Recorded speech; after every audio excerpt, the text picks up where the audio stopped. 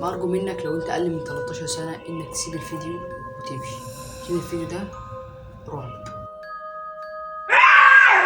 انا اسمي محمد واحكي قصتي ليكم النهارده. كان يوم عادي وكنت نايم زي اي حد نايم، وكنت عايز اعمل حاجه مختلفه عن كل الناس. رحت فاتح النت وكتبت على النت تعويذات الجن.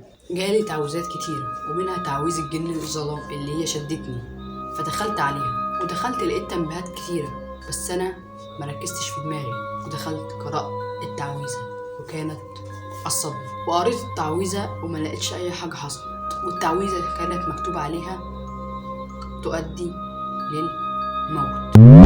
وقلت ده كله تخاريف، وكان يوم اسود. كله اليوم كان اسود.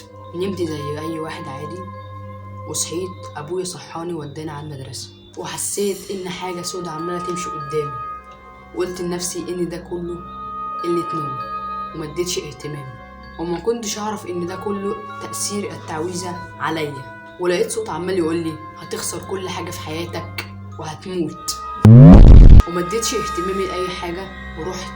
روحت بعد ما المدرسه خلصت، ولقيت امي قاعده عيانه ومش قادره تتكلم ولا تتنفس، واحنا واخدينها جري وديناها المستشفى. والدكتور قال لنا مش عارفين العيا اللي عندها ايه، كأن جن هو اللي عيها. قعدت قدام المستشفى ولقيت صوت بيقول لي انت اللي جبته لنفسك، هتخسر كل حد بتحبه في حياتك. ولقيت الدكتور بيخرج بيقول البقاء لله. وكانت الصدمة. انا وابويا اتصدمنا صدمة عمرنا، ورحنا دفنا امي، وبعدين دخلت اوضتي وقعدت اسبوع من غير ما اكلم حد ولا اشوف حد.